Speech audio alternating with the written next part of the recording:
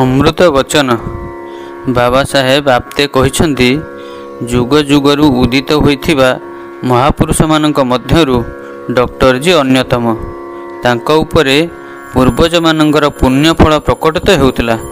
ଯେତେବେଳେ ହିନ୍ଦୁ ସମାଜର ଆତ୍ମା ଉପଯୁକ୍ତ ଆଶ୍ରୟ ଖୋଜୁଥିଲା, ଅନେକ ବର୍ଷ ଧରି ଅନନ୍ତ ଆକାଶରେ ଘୁରି ବୁଲୁଥିଲା, ଡକ୍ଟରଜୀଙ୍କ ଦ୍ୱାରା ଉପଯୁକ୍ତ ଆଶ୍ରୟ ପ୍ରାପ୍ତ କରିଥିଲା।